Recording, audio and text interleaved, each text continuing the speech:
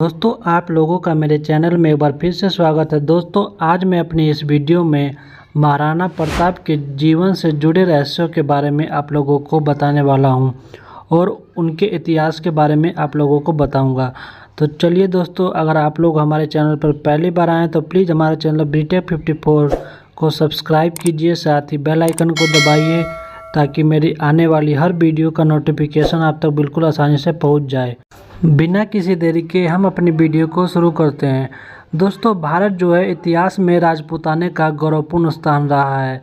यहाँ के रणबांकुरों ने देश, जाति, धर्म और स्वाधीनता की रक्षा के लिए अपने प्राणों का बलिदान दिया। उनके इस त्याग पर संपूर्ण भारत को उन पर गर्व है। वीरों की इस भूमि में राजपूतों के छोटे बड़े अनेक राज्य रहे हैं जिन्होंने भारत की स्वाधीनता के लिए संघर्ष किया। इन्हीं राज्यों में मेवाड़ का अपना एक बहुत ही विशिष्ट स्थान है, जिसमें इतिहास के गौरव बप्पा रावल, खुमार प्रथम, महावीर हमीर, महाराणा कुंभा, महाराणा सांगा, उदय सिंह और वीर शिरोमणि महाराणा प्रताप जैसे वीरों ने जन्म लिया है। दोस्तों अब सवाल यह उठता है कि महानता की परिभाषा क्या हो सकती है। अकबर ने हजारों लोगों की हत्या कर दी और फिर भी अकबर महान कहलाता है, और महाराणा प्रताप हजारों लोगों की जान बचाकर भी महान नहीं कहलाते। हमारे देश का इतिहास अंग्रेजों और कम्युनिस्टों ने लिखा है। उन्होंने उन लोगों को महान बनाया जिन्होंने भारत पर अत्याचार किया, जिन्होंने भारत पर आक्रमण करके उसे लूटा, भारत का धर्मांतरण किया और उनका मान मर्दन कर भारतीय गौरव को नष्ट किया। दोस्तों मेवाड़ के महान राजपूत नरेश महाराणा प्रताप अपने पराक्रम और शौर्य के लिए पूरी दुनिया में मिसाल के तौर पर जाने जाते हैं। एक ऐसा राजपूत सम्राट जिसने जंगल में रहना पसंद किया लेकिन कभी विदेशी मुगलों की दास्तां स्वीकार नहीं की। उन्होंने देश, धर्म और स्वाधीनता के लिए सब कुछ न्यौछावर कर दिया था। बहुत सारे लोग हैं जिन्हें अकबर की सच्चाई मालूम है, और कितने लोग हैं जिन्होंने महाराणा प्रताप के त्याग और संघर्ष को नहीं जाना है। प्रताप के काल में दिल्ली में तुर्क सम्राट अकबर का शासन था, जो भारत के सभी राजाओं महाराजाओं को अपने अधीन कर मुगल साम्राज्य की स्थापना करना चाहता था और पूरे हिंदुस्तान में अपना झंडा फहराना चाहता था।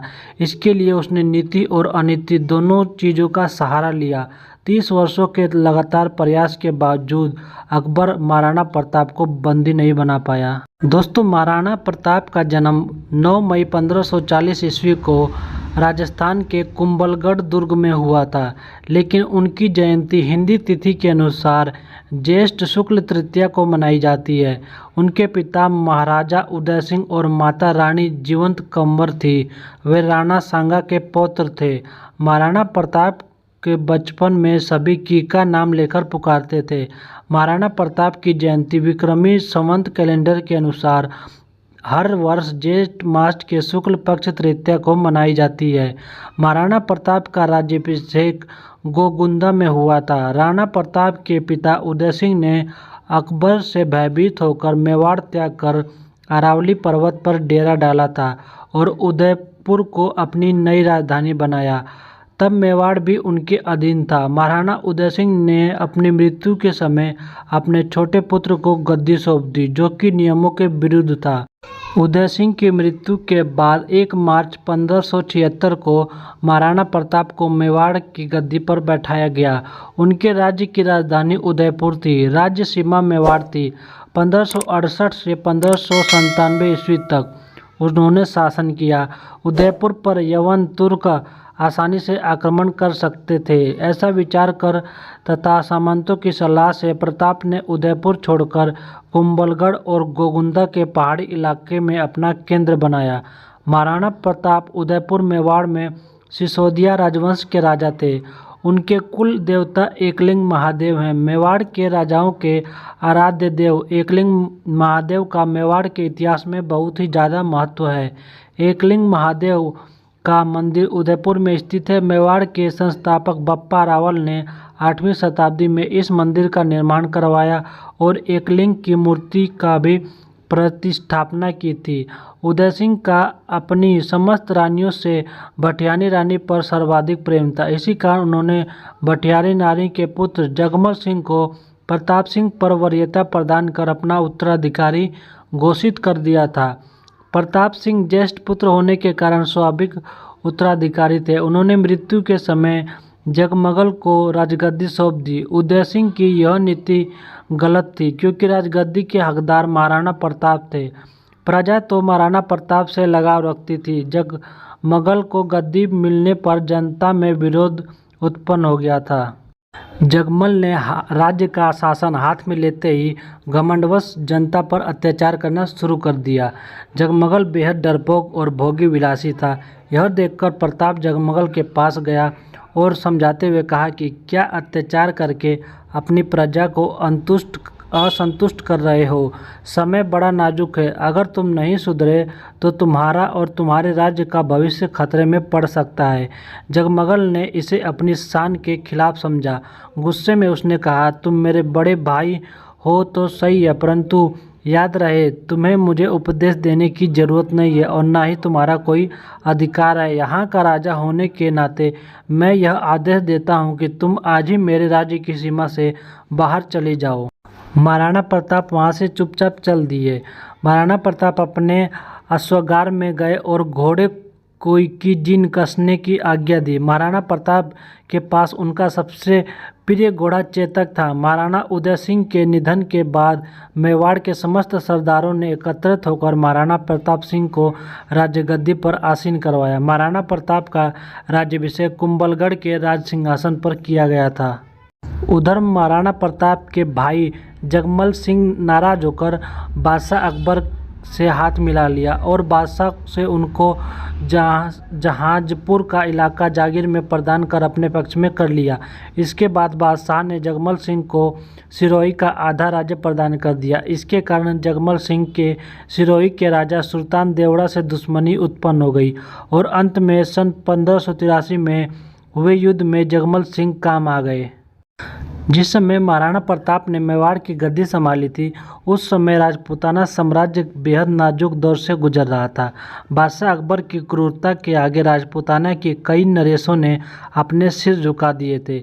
कई वीर प्रतापी राजवंशों के उत्तराधिकारियों ने अपनी कुल मर्यादा का सम्मान बुलाकर मुगलिया वंश से वैवाहिक संबंध स्थापित कर लिया था।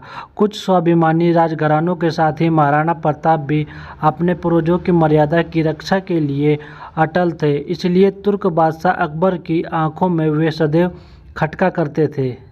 महाराणा प्रताप जिस घोड़े पर बैठते थे वह घोड़ा दुनिया का सर्वश्रेष्ठ घोड़ों में से एक था। महाराणा प्रताप 72 किलो का कवच पहनकर 81 किलो का भाला अपने हाथों में रखते थे। भाला और कवच सहित ढाल तलवार का वजन मिलाकर कुल 208 किलो का वजन उठाकर वे युद्ध लड़ते थे। सोचिए तब उनकी शक्ति क्या रही होगी। इस वजन के साथ रणभूमि में दुश्मनों से पूरा दिन लड़ना मामूली बात नहीं थी। अब सवाल यह उठता है कि जब वे इतने शक्तिशाली थे तो अकबर की सेना से वे 2 बार पराजित क्यों हो गए। इस देश में जितने भी देशभक्त राजा हुए हैं उनके खिलाफ उनका ही कोई अपना जरूर रहता है। जयचंदों के कारण देशभक्तों को नुकसान उठाना पड़ा। अकबर चाहता था कि महाराणा प्रताप अन्य राजाओं की तरह उनके कदमों में आकर गिर जाए। महाराणा प्रताप ने कभी भी अकबर की अधीनता को स्वीकार नहीं किया। अजमेर को अपना केंद्र बनाकर अकबर ने प्रताप के विरुद्ध सैनिक अभियान शुरू कर दिया। महाराणा प्रताप ने कई वर्षों तक मुगलों के सम्राट अकबर की सेना के साथ संघर्ष किया। मेवाड़ की धरती को मुगलों के आतंक से बचाने के लिए महाराणा प्रताप ने वीरता और शौर्य का परिचय दिया। महाराणा प्रताप की वीरता ऐसी थी कि उनके दुश्मन भी उनके युद्ध कौशल के कायल थे। उदारता ऐसी कि दूसरों की पकड़ी गई मुगल बेगमों को सम्मानपूर्वक उनके पास वापस भेज दिया जाता था। इस योद्धा ने साधन सीमित होने पर भी दुश्मन के सामने सिर नहीं झुकाया और जंगल में कंदमूल खाकर अकबर से लड़ते रहे। माना जाता है कि इस योद्धा की मृत्यु पर अकबर की आंखों में भी आंसू आ गए थे। अकबर ने कहा था कि देशभक्त हो तो ऐसा हो। अकबर ने उस समय कहा कि इस संसार में सभी नाशवान हैं। राज्य और धन किसी भी समय नष्ट हो सकता है, परंतु महान व्यक्तियों की ख्याति कभी नष्ट नहीं हो सकती। पुत्रों ने धन और भूमि को छोड़ दिया, परंतु उसने कभी अपना सिर नहीं झुकाया। हिंद के राजाओं में वही एकमात्र ऐसे राजा हैं जिसने अपनी जाति के गौरव को बनाए रखा। महाराणा प्रताप ने हल्दी घाटी का युद्ध लड़ा था, जो कि काफ़ी प्रसिद्ध माना जाता है। बताया जाता है कि अपनी विशाल मुगलिया सेना, बेमिसाल बारूद खाने और युद्ध की नई तकनीक के जानकार से गुप्तचरों की लंबी फेरिस्त और कूटनीति के बाद जब बादशाह अकबर समस्त प्रयासों के बाद भी महाराणा प्रताप को झुकाने में असफल रहा, तब आमेर के महाराजा भगवान दास के भतीजे कुंवर मान सिंह को विशाल सेना के साथ डूंगरपुर और उदयपुर के शासकों की अधीनता स्वीकार करने हेतु विवश करने के लक्ष्य से भेजा। मानसिंह की सेना के समक्ष डूंगरपुर राज्य अधिक प्रतिरोध नहीं कर सका। इसके बाद कुंवर सिंह महाराणा प्रताप को समझाने के लिए उदयपुर पहुंच गए। मानसिंह ने उन्हें अकबर की अधीनता स्वीकार करने की सलाह दी, लेकिन प्रताप ने दृढ़तापूर्वक अपनी स्वाधीनता बनाए रखने की घोषणा की और युद्ध में सामना करने की घोषणा भी कर दी। लेकिन जब मानसिंह उदयपुर से खाली हाथ आ गए, तब बादशाह ने करारी हार के रूप में उसे मान लिया तथा अपनी विशाल मुगलिया सेना को मानसिंह और आसफ खां के नेतृत्व में मेवाड़ पर आक्रमण कर दिया। आखिरकार 30 मई 1576 को, जो कि दिन बुधवार था, वह सुबह के समय हल्दी घाटी के मैदान में विशाल मुगलिया सेना और रणबांकुरी मेवाड़ी सेना में के मध्य भयंकर युद्ध हो गया, जिसे हल्दी घाटी के युद्ध के नाम से जाना गया।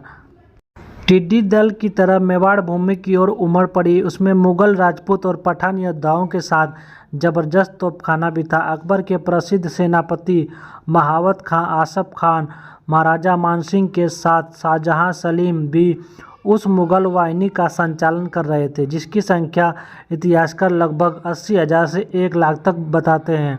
इस युद्ध में महाराणा प्रताप ने अभूतपूर्व वीरता का सामना किया और अपनी साहस का प्रदर्शन किया और अकबर के सैकड़ों सैनिकों को मौत के घाट उतार दिया। विकट परिस्थिति में झाला सरदारों में के एक वीर पुरुष ने उनका मुकुट छत्र अपने सिर पर धारण कर लिया। मुगलों ने उसे ही प्रताप समझ लिया और वे उनके पीछे दौड़ पड़े। इस प्रकार उन्होंने राणा को युद्ध के क्षेत्र से निकल जाने का अवसर प्रदान कर दिया। इस असफलता के कारण अकबर को बहुत गुस्सा आया था। तो दोस्तों, उम्मीद करता हूं कि यह वीडियो आप लोगों को पसंद आई होगी। वीडियो पसंद आई तो वीडियो को लाइक कीजिए और चैनल पर पहली बार आए तो प्लीज़ हमारे चैनल ब्रिटेन 54 को सब्सक्राइब कीजिए। साथ ही ऐसी वीडियो देखने के लिए हमारे चैनल पर बने रहिए। तो चलिए दोस्तों, मिलते हैं हम आप लोगों से नेक्स्ट वीडियो में।